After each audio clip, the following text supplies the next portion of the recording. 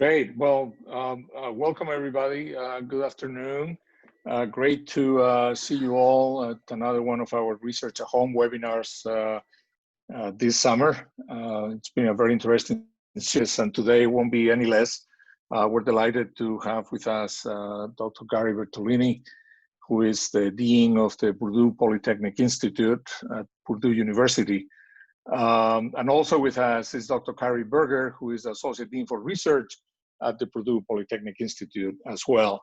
And both of them are going to be telling us about the really interesting and exciting work that they have been doing over the last few years, trying to bring together sort of the future of higher education and advances in digital technologies that are transforming society in so many different ways, not the least of which is in higher ed. So Gary earned his PhD at Ohio State and was on the Faculty of Engineering there for a few years before going to Purdue back in 1990. And he's been a distinguished professor of computer graphics technology and computer information technology there at Purdue for many years, in addition to being the Dean of the Polytechnic Institute. The Polytechnic Institute is an initiative of Gary's, in which he was able to, working with the president of the university and other academic units and the faculty, really transform that organization, that academic unit, into future-looking new ways of educating students in advanced technology through experiential learning and really preparing them for life and work in the digital age. I think you'll all find what is going on there very interesting and relevant to the needs also of the state of Oklahoma. I also want to mention, before I pass the microphone on to the sort of microphone on to Gary, the Purdue Polytechnic High Schools. This is, I don't know, Gary, how much you will talk about that, but it's a fantastic initiative that has created, I think it's now 2, right? High schools in the Indianapolis area that help close the educational gap for underserved students in the state of Indiana. These are STEM high schools, again, based on experiential learning, completely different approach to teaching, fully dedicated to underserved communities and underrepresented minorities. And it's having a huge impact in the region, in the state, and I have no doubt that the model that Gary and his colleagues have really pioneered has the potential to have a huge impact across the nation. So with that, let me pass it on to Gary and Carrie. All right. Thank you. Thank you, Tomas. You actually did a really good job describing kind of what's going on. By the way, we just opened our 3rd high school in South Bend. Yeah, we opened in South Bend on Wednesday, again, to serve underserved students, and our plans are to expand more. Wonderful. I'll talk a little bit about that. There's actually quite a few slides here, but we will keep it to around 30 minutes. So there's some time for questions, but the slides can be used by anyone later if they want to kind of drill down a little bit deeper, including some readings that I've shared at the end, because I took a very high-level approach to higher ed and K through 12, so basically education in general in the United States and where we are. We obviously have been leading the world for decades in the way that we prepare students, whether it's in higher ed or K through 12, but there's also a lot of evidence that we're struggling for all kinds of reasons. When higher education really changed in this nation because the funding model changed drastically back primarily starting in the late 80s and early 90s. It caused all kinds of pressures on higher education, but also it's a very, very different world. And so I'm going to do kind of a quick historical context so everyone understands how we got to where we are. And I'm going to try sharing the screen right now. So let's see how this goes.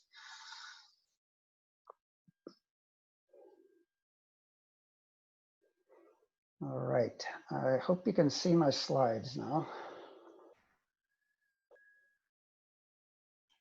Yeah, we can see them Yes. better. Okay, Yeah. good. All right, so I call this the existential crisis facing higher education. You'll understand a little bit more when I talk a little bit about this. A lot of people in higher ed don't even realize the historical context of higher education, and it was developed in the late 19th and early 20th centuries, and it was really to train farmers, shopkeepers for factory work and office managers. And everything that we do, almost everything that we do, is wrapped around that whole idea of training farmers and shopkeepers for professional careers or working in factories. We created prescriptive, disciplinary, and specialized training that worked well for most of the 20th century. But when we changed from industrialization to the digital age, which started obviously in the 70s and 80s, and it continues to this day, a lot of that hasn't extended into the institutions of higher education as well as K through 12. And so I pitched this idea to the board of trustees and the president of the university about the second year I was dean. I'm starting my 10th year as dean. This idea of transforming education and to run a grand experiment by taking an existing college that actually wasn't doing very well and seeing what we could do to really make a difference. And so we took a college, it was called the College of Technology. We created this idea of the Polytechnic, which I'll explain a little bit more.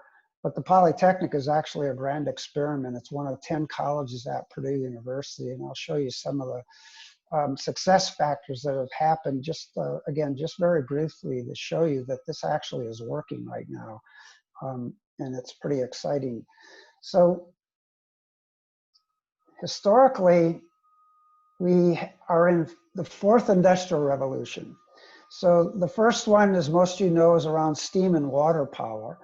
But then that was followed, obviously, by others. The second industrial revolution, which is the latter part of the 19th and the early 20th century, where we created general purpose technologies like electricity, internal combustion engine, and sanitation. But this is the era where higher education really developed in this nation, as well as K through 12. And so our systems are really set up to serve that type of society. And if you look at virtually everything that we do in higher education was developed back then. This idea of majors and minors and divisions and the bell curve and deviation from the mean, these are all coming from factory models that were used to run more efficient factories and productivity. And just look at that entire list, and a lot of it hasn't changed since then. And so, although those accomplishments are remarkable, whether that's the best way of doing business for education in the 21st century is the question that we're trying to address right now. So if you look at the third industrial revolution, most people actually believe we're still in this one. Now, started in the middle of the 20th century with computing, digitization, and the internet. But that's a problem thinking that we're actually there, because technology keeps on advancing. And so the fourth industrial revolution, sometimes it's called Industry 4.0, especially in engineering and manufacturing. But this idea of the fourth industrial revolution, we've had new general purpose technologies, and these are game changers, especially when you start integrating all those technologies to some business enterprise. It's affecting every part of our society and every part of humanity. And that is artificial intelligence, big data and analytics, the Internet of Things, automation and robotics. We call that all things digital.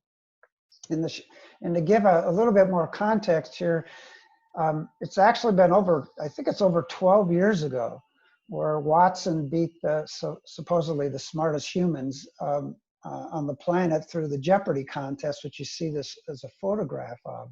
And obviously, a lot has advanced in those last 4 years, but the whole point here is that up to this point, humans have always been smarter than the machines, and that now is being challenged. This idea of teaching facts and figures, although there's some importance to that, I suppose, depending on the discipline, the fact is you can pick up your phone and find most of that information in a matter of seconds, right? And so, you know, this idea of us preparing graduates the way we did using the 19th century developed methodologies is something that we're questioning. And so the fourth industrial revolution is nothing less than the transformation of humankind. There's another thing, I don't think I put these slides in. It's called Engel's pause. If you get a chance, you might want to look that up. We're going through that right now. It also, the nation went through it in the early 19th century, where all of our societal institutions are actually being challenged. And that's why, you know, some of the challenges we face in this nation is actually a result of the advancing of technologies, especially those four that I listed on the earlier slide. And it's hard to see what's going on. It's like we're standing on a hill and there's a train that's a mile away. It looks like it's moving pretty close, but if you get up close to the train, you can see how fast it's actually moving. It's a matter of perspective. And so the scale, scope, and complexity is unlike anything humankind has experienced before, and that's the real challenge. What you also have to layer on top of this is that a child born today in this nation can expect to live to be at least 100 years old on average. And so careers are now going to be 60 to 70 years long. And so now you're not just talking about changing jobs, you have to be able to change careers because we don't know exactly what the future holds. One of our taglines in our college is, how do you prepare graduates for jobs that don't exist? And that's one of the challenges. And that's where you need to change the way you teach and prepare graduates for the world that they're going to face. And it's really about demand for the skills or the cognitive have really dominated those of the hand or the technical or engineering or science, or whatever, to a lesser extent than those of the heart over the last 300 years. But that is really starting to shift. And so what really separates humans from the machines now is our ability to be creative and intuitive and to solve tasks or problems whose solutions require great leaps of imagination, things that machines cannot do right now, and for the most case. Also, obviously, just the output of the machines, the artificial intelligence, we need some human element that looks at that and makes good decisions about that information that is coming out from those machines. And so there's also still going to be demand for skills to program, test, and oversee the machines. The problem is these machines are becoming so sophisticated that, again, it's challenging our educational system. Personalized design and manufacturing are a couple of examples of emerging areas that's going to really accelerate in the next few years. Social skills are going to become much, much more important, and I'll talk a little bit later about how we're addressing that. And so preparing graduates solely for cognitive skills is not going to be enough for this fourth industrial revolution.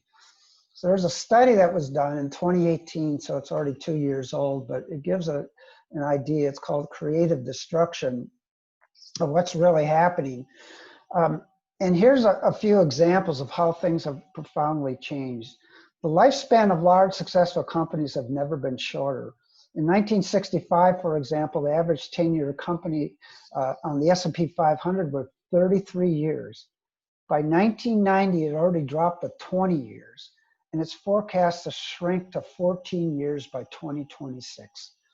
If you own Tesla stock in the last few months, you're probably sitting back really enjoying your retirement portfolio. Only 2 years ago, a lot of people thought Tesla was not even going to make it, and it was on the verge of bankruptcy. There are rumors now that Tesla is going to be a part of the S&P 500, and obviously when they become part of that, someone has to fall off. But that's how fast things are changing, and that's an example of a company that kind of came out of nowhere and is actually revolutionizing the whole transportation industry, because about a year or two ago, virtually every automobile manufacturer in the world now has an electrification initiative that they're working on. It was forced by one company. In the past 7 years alone, you can see some of the companies that have dropped out and then some of the new companies that have been put into it. So that's just a quick example of how rapidly things change. But here's an example that I think really has relevance to higher education and education in general. If you just look at the different change and shift that has gone on between 2016 and 2018, as far as the kinds of skills that industry is really looking for, you can see that number one in 2016 was STEM and tech capabilities. That has actually dropped down to number 6. And the top 4 are more about human ability, those things that separate you from the machine. Flexibility, agility, adaptability, time management, collaborative work environment, and effective communications. These are the things that even industry is now realizing. They may not understand why, given the context that I'm trying to show, but the question is if this is the skill set that's really needed in order to be successful in a professional career, what are we doing in education to accommodate those kinds of things? And those are the questions we're trying to answer here at Purdue. So I believe that there's 3 new literacies that are important, and they're built upon obviously reading, writing, and math. Data literacy, technological literacy, and human literacy. Those are the foundational competencies that we're developing within our college that are building upon, of course, the old literacies that you see there. We also have other areas that we're really emphasizing. This idea of getting students to think at the system level or the enterprise level so they can see the big picture no matter what industry sector they're in or what type of business they're in. Entrepreneurship, which isn't necessarily just starting your own company, but always being in a problem-solving mode as you're working. Cultural agility, obviously, and then critical thinking, which is becoming extremely important and something that's pretty much not emphasized in most curricula these days. And so how do you start addressing this? Some of the things we've looked at are thematic study across disciplines. I could talk at length about the constraints of the 3 credit hour silo and the constraints that we have. Quickly, you need to read a paper called Cracking the Credit Hour by Amy Leitinen. The fact is 3 credit hours were created to support a retirement system for faculty, and it was done back in 1904. And if you look at the documentation when it was developed at Cornell University, it says this credit hour has nothing to do with learning, yet here we are constrained by these 3 credit hour silos in many cases in most curricula. Project-based learning, and then real-world connections.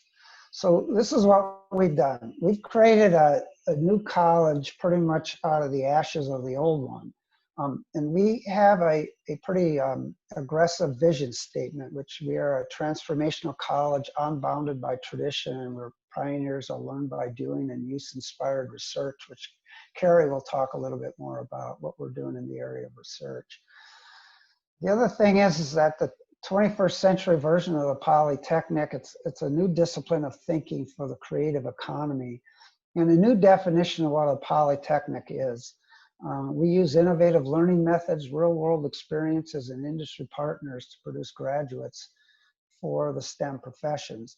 We've adopted 10 elements. All these elements, by the way, are based on good research and science around human learning and teaching methodologies that have proved to be successful.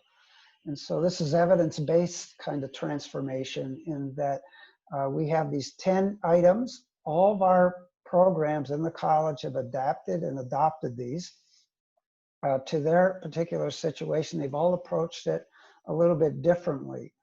But that is the kind of the cornerstone of the transformation. You can see some of the examples. I'll highlight a couple. Remember I talked about creativity and communication and some of those things.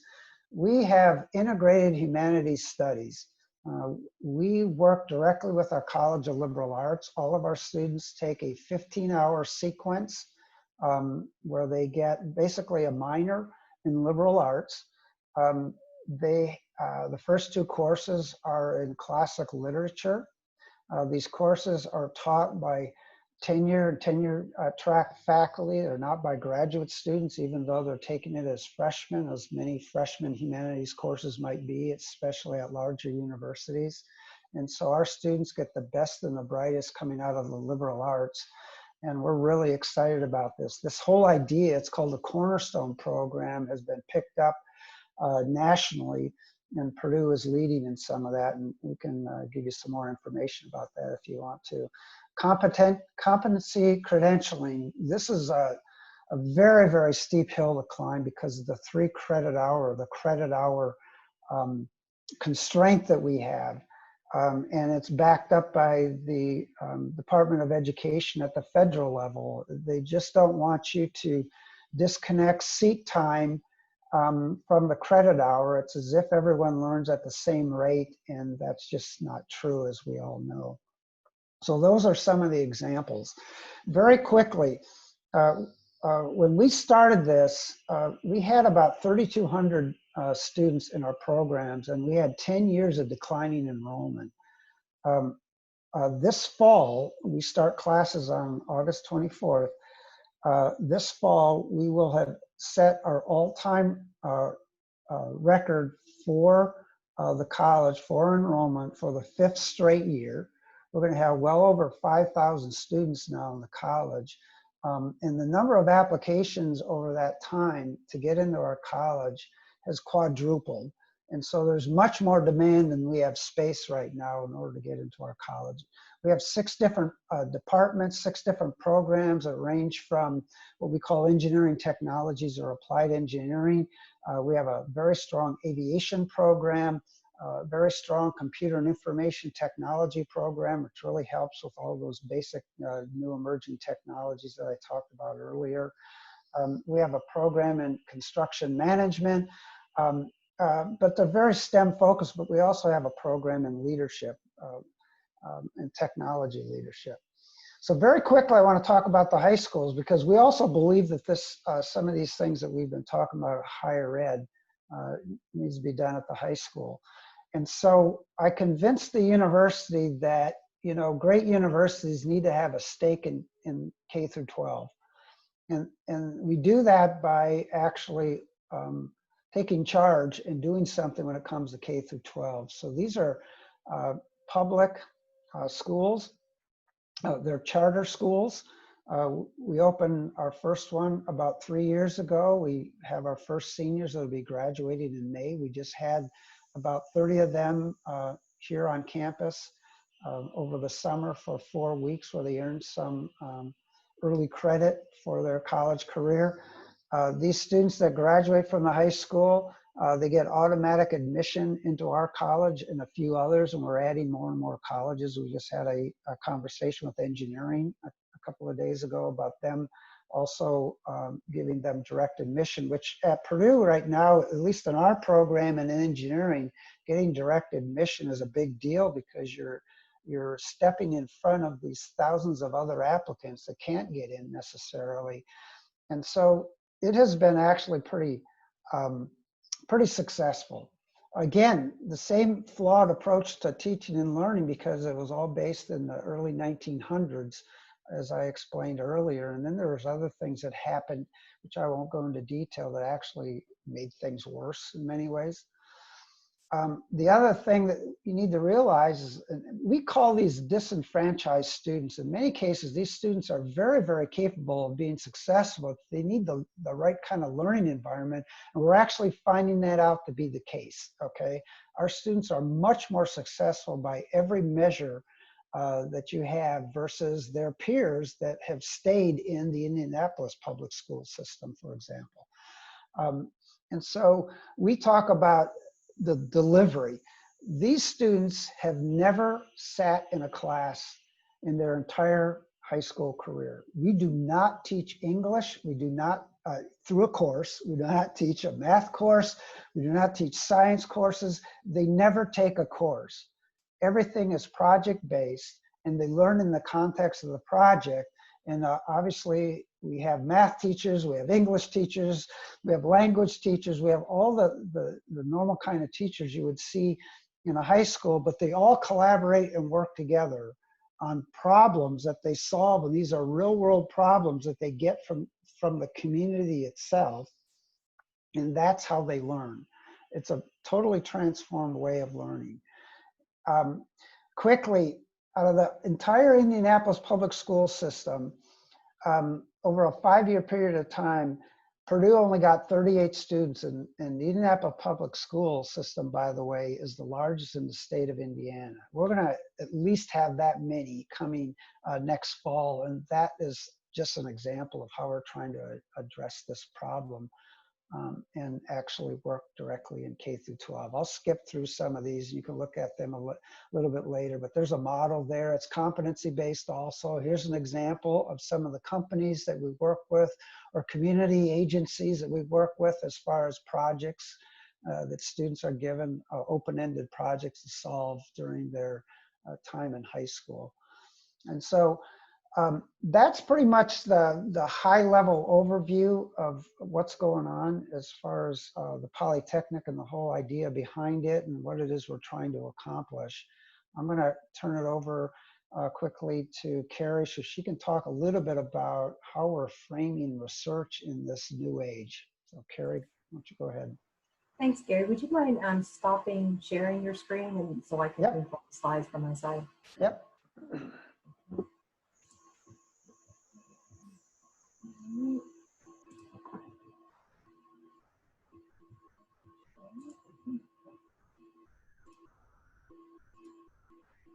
Bear with me for a minute as I get where Gary left off.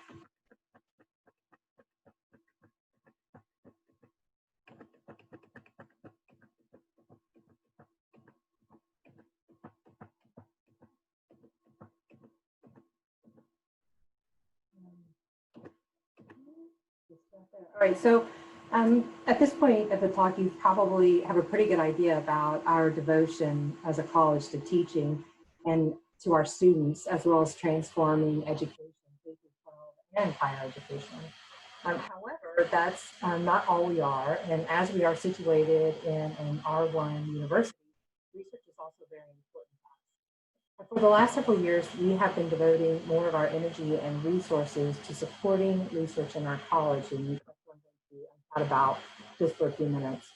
So when I took over this role as ADR 4 years ago, we hosted a college-wide faculty research retreat during which we considered ourselves in light of the global grand challenges, and we aligned and grouped ourselves into research impact areas so that we could leverage our strengths to address some of these global challenges. And the 3 research impact areas that we landed on are future work and learning, holistic safety and security, and realizing the digital enterprise. These research impact areas share 3 common goals, which are to create communities of researchers, ultimately creating high-trust environments, our faculty mentoring, and then ultimately increasing our research productivity and prominence. So we have seen a significant impact from these research impact areas. Like I said, we invested in them, and we've seen a lot of return on our investment. The way these are structured is that each research impact area is provided with a modest budget, completely managed by the faculty members. Each group also has faculty co-leads that are provided with professional leadership development, mentoring, and the opportunity to engage in leadership and practice their new skills. So our goal is for these co-leaders to serve in these roles for 3 years and then rotate out of those positions and then hopefully rotate into other leadership positions within the college. And so far we've had 2 of our co-leaders that were original when we launched these move into department head positions. So that's pretty good. We will do another rotation next year where we will be bringing in new co-leads And then hopefully some of our current co-leads will move into other leadership roles, as I mentioned before. So, engagement in interdisciplinary research has increased tremendously since launching the research impact areas. And as you can see from these numbers, our investments are really paying off, and we're excited about that. We will also mention that we intend to do a deep dive on these impact areas. We were hoping to do it this summer, but with COVID, it just couldn't happen. So we'll do a deep dive on these next summer through another faculty retreat, just to make sure that we're still moving in the right direction and that we are, do we need to make any changes? We never intended for them to be static. We always intended for them to be dynamic. So the whole point of creating these research impact areas was to stop working in disciplinary silos, to kind of try to break down those silos. And this desire extends beyond research, and it is true across our college. So we have three cross-cutting initiatives, which are related to diversity, equity, inclusion, socio-technical approaches to our work, all work within our college, and incorporation of digital technologies into our work so that we can be a more data-driven unit. So I'm going to provide just a few examples of how we have been working on that data initiative specifically. So what you're seeing here is an example of how we have used Microsoft's Power BI to map competencies gained through a student's plan of study. So this is an example from a specific student where we have looked at their plan of study and determined what competencies they are gaining by taking these specific courses in specific semesters. So what this allows is for students and advisors to have a better understanding of the competencies gained through classes and where a student might need to upskill via extracurriculars such as internships or a job or volunteering or something along those lines. And we are building out this competency mapping so that it can be used as part of our accreditation process. I didn't include a graphic on this, but I'll also say that we are extending this work with the plans of study to marry that data specifically with expected graduation dates so that we can, or our department heads can determine course needs and faculty loading, and which allows them to do futuring of courses. So what used to take our department heads weeks to determine, which would be the course loading for an upcoming semester, now with this data and these visualizations, they're able to do that in a matter of hours, which obviously that really does translate into real dollars when you think about it, labor effort. Another example of how we have been using these tools is with work that we did in partnership with Microsoft to develop a COVID impact assessment tool.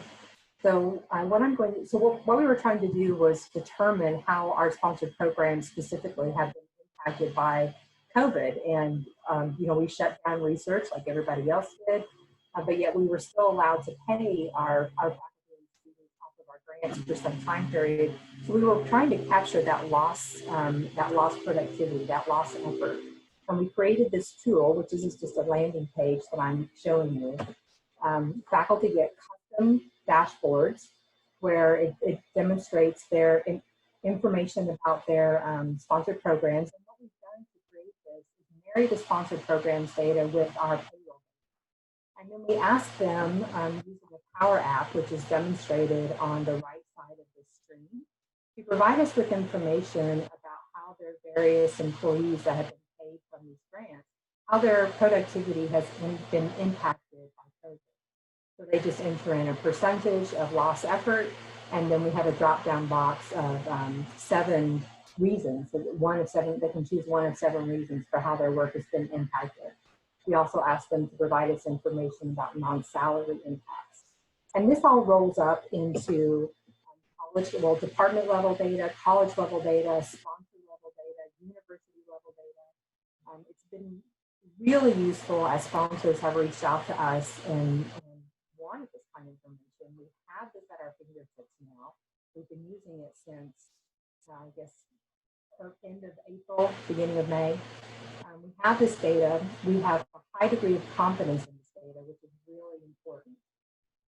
And Mitch Daniels is actually going to be sharing this data that we've collected during his testimony that he's giving in front of the House committee in the upcoming weeks.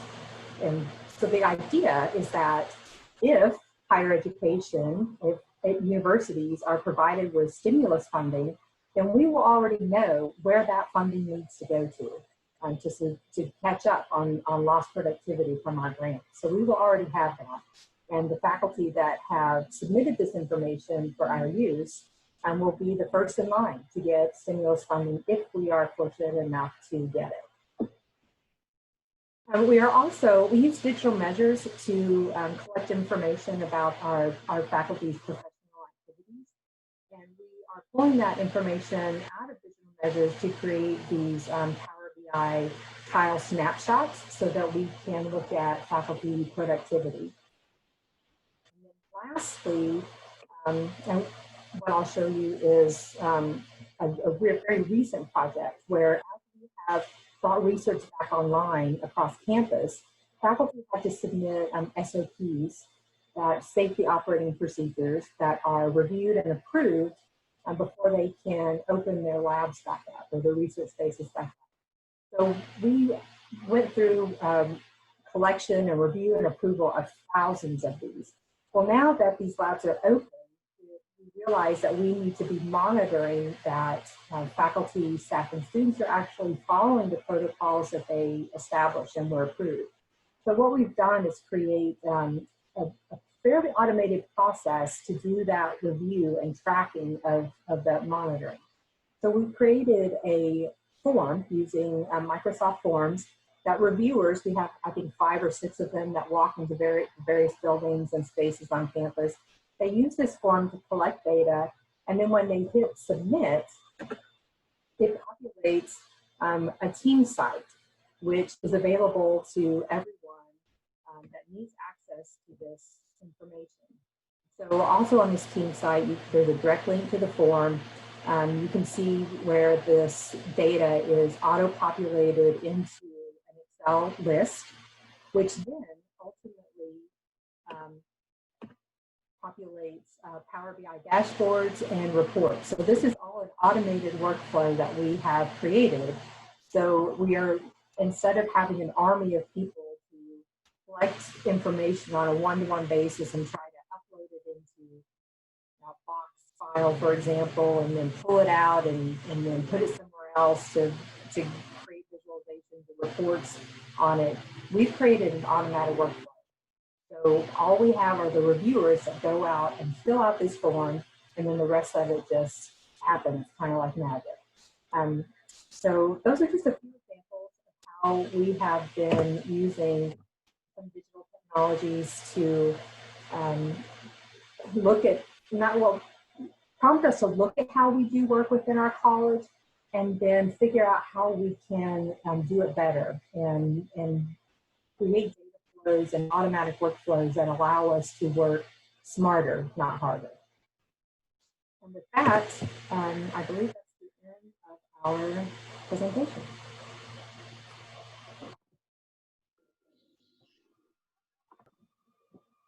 Great, thank you so much, Gary and Carrie. That was terrific. What a great, very, very stimulating, intellectually stimulating and intriguing, I think, for everybody to think about how we might be able to do some of the things and sort of change the thinking along the lines of what you have described here at the University of Oklahoma.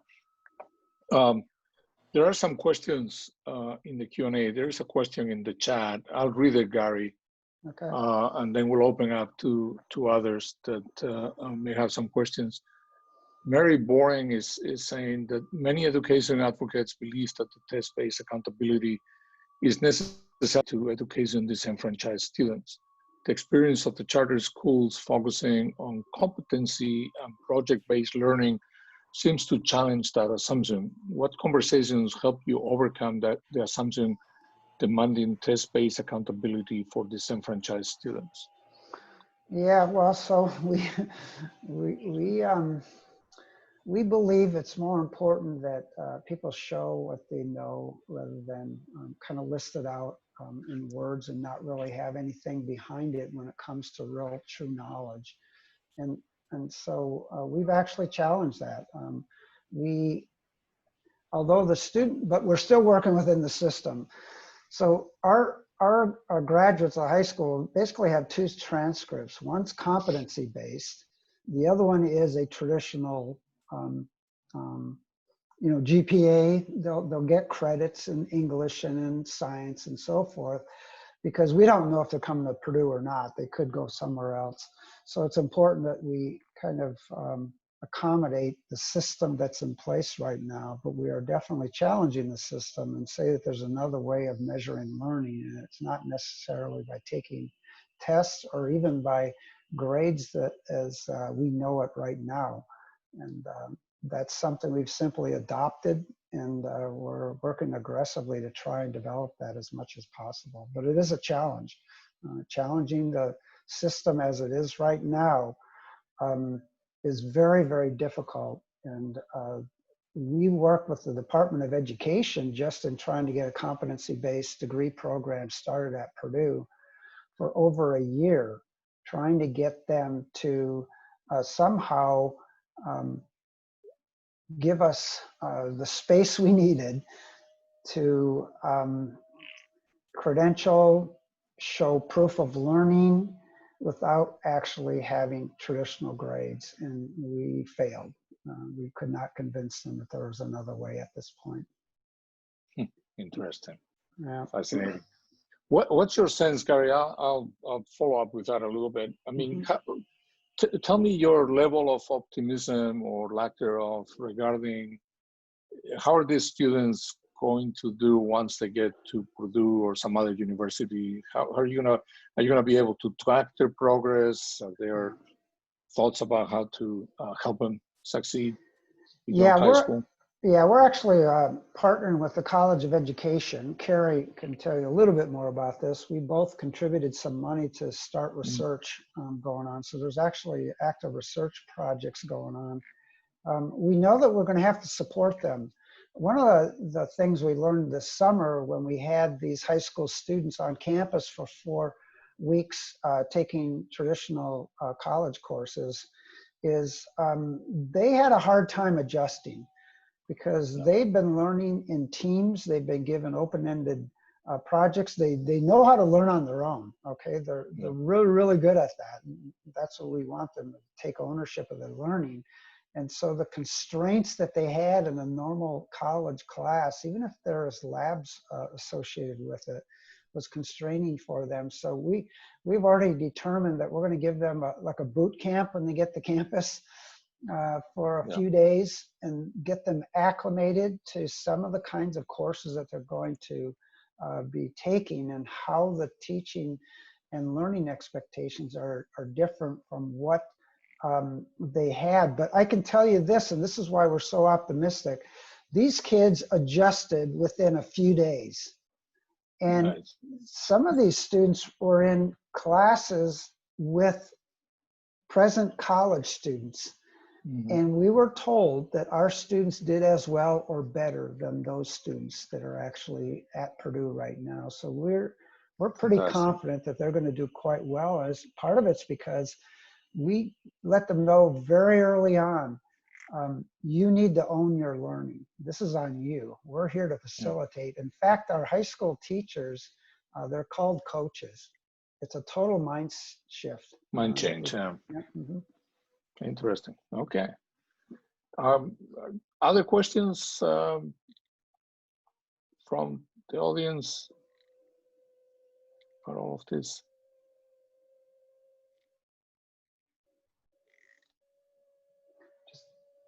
Let me just quickly say a few other things if there are other questions coming.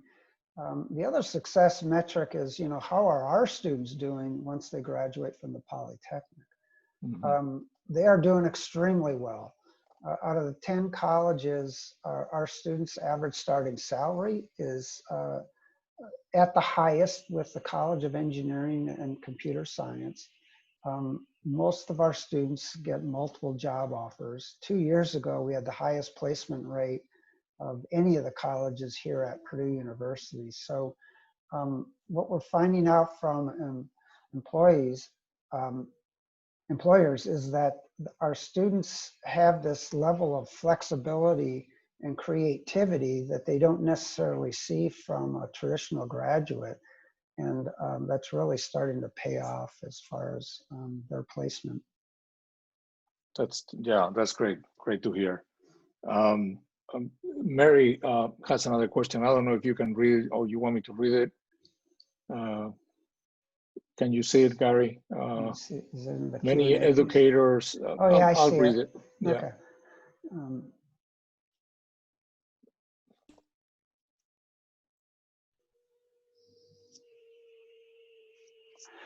Yeah, that's a good question. So I don't know if everyone can see it. Maybe I should read it. Many educators are noticing how dependent some students are on their friends for learning.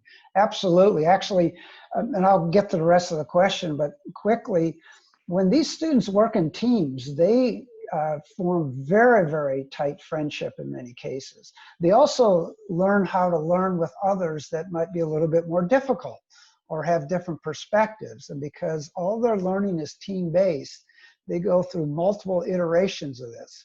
And they really mature very, very quickly, and they present themselves very well that we've noticed as far as that goes. But in interacting with the students, you can see genuine friendship being developed between these students because they have worked so much together on this. The other part of the question is, how could ownership of own learning help students in virtual learning environments? Well, I think it's a big part of it, okay? Because they own their learning, you know, they take responsibility. They have learned how to manage their time. Just as most schools in the nation had to close down face-to-face, ours did the same thing. And our students adapted to an online learning module transparently. It was just, there was no difficulty in their transition. And part of it is because a lot of their learning was done that way to start with, online. And then we took the time to have a much more deeper learning experience rather than just standing up and lecturing to someone.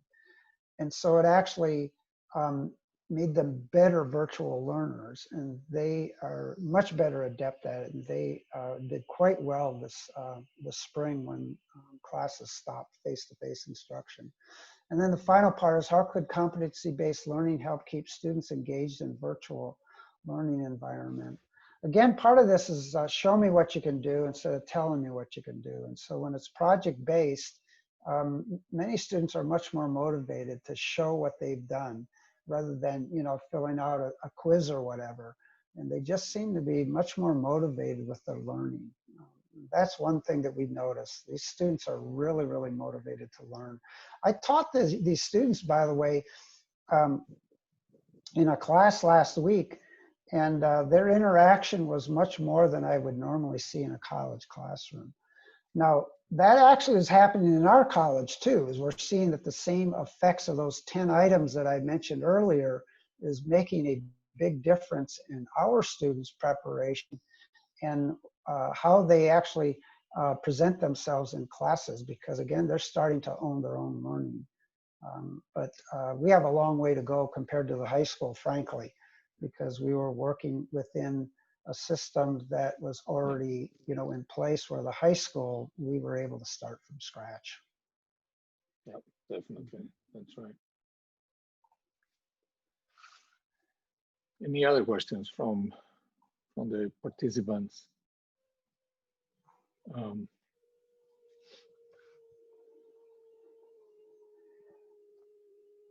Okay, so Carrie, let me ask you about, you talked a little bit about the research impact areas and what you all have been doing. You know, in the midst of sort of coronavirus, have you seen sort of an impact of that, not only on the productivity or the ability, you talked about that, but also on the kinds of interest that people have? Have they shifted or do you think that you know, some of these research areas are going to continue the same way? I've been pondering that a lot recently here as to, you know, how is COVID-19 affecting not only our ability to do work in laboratories and how we do it, but also how we think about the importance of research and the future of research. Well, I don't know that I've seen a shift in mindset of people's own personal research agendas.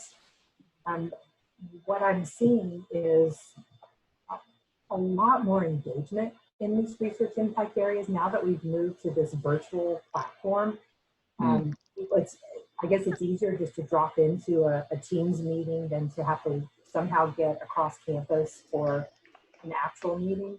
So our engagement has increased significantly since we've moved virtual. So we will, I think, continue to meet as it makes sense to do so in a virtual environment. And we have also, over the summer, just as you have this research at home, we have launched an interdisciplinary research reading group.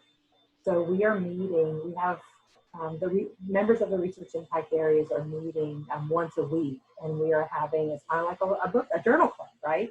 So we all read an article or two, and that's about an interdisciplinary research topic that's tied to the SDGs, and then have a conversation about them. So that's, I think, really been eye-opening for people to consider some topics outside of their own immediate sphere.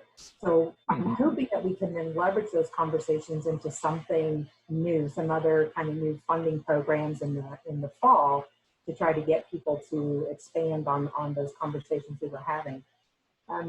Another comment I'll make is I've been meeting a lot one-on-one with our assistant professors lately, because you can't have those pop-in random call meetings, right? I mean, we're all stuck at home. Yeah. So I tried to be intentional to stay connected with our assistant professors in particular. And I asked them how their research has been impacted during this time. And what I'm hearing over and over again is that they have been able to focus their efforts on doing a lot of writing, which is good. You know, I know that's you can't get in the lab, so let's get caught up on those journal publications and the proposals. So we've had, our proposal numbers are really high right now. Yes, publications are, we're seeing that too. Yeah, publications are high. So people, I don't know that people are shifting the type of research they're doing. They're just sort of shifting how they're doing it right now. Yeah. Hey, there's another question there on the chat from an old friend, David Ebert, who is asking, what growth and interest have you seen in the data science area within the Polytechnic? So from a research or teaching? Probably from a research perspective, I imagine, but also teaching, I don't know. Yeah. So we have, oh gosh, I mean, I've done an assessment of all of our faculty that consider themselves to be engaged in some way in data science, and it's a lot. So I wouldn't say that we've necessarily seen an uptick in that interest. I think that the type of faculty that we have, because we're situated in a polytechnic, our faculty are inherently aligned with data science mindset. So I don't know that we've really seen an uptick in that. Something that we are really emphasizing, though, is defining ourselves in socio-technical terms. So, you know, we say use inspired, but what does that really mean? Who are our users? Who are our stakeholders? So we are doing a deep dive on ourselves with our faculty to try to gain a better understanding of who they consider their users to be and who they engage with during their research design, the research study, the research project itself, all the way through dissemination. So that's kind of where we're thinking right now. On data science, data everything plays, you know, a big role in that. But it's, I think, part of a bigger story that we're trying to craft for ourselves. Right. That's terrific. Well, look, we're at the top of the hour now. This was fascinating. Again, thank you so much for taking the time to talk to us about what you're doing there. I'd love to follow up on this conversation, Gary and Carrie. I think we're going to continue and engage you some more through other channels also, now that we started the conversation today, so that we can learn more from what you're doing and adopt some of the great strategies that you're developing over here. So you know, let's continue the conversation, and you know, we will keep making progress. Yeah. Well, thank you for inviting us. And yeah, we would be interested in staying engaged. So Thomas, just reach out whenever you can. And Will do. David Ebert's still out there. Hi, David. Yeah. we go way back. Yeah. Right. Right. Absolutely. Absolutely. All right. Well, listen. Thank you, and have a great weekend. We'll stay in touch and stay safe. Yeah, you too. Thank you. Thank you. Okay. Bye. Thanks. Bye-bye. Bye.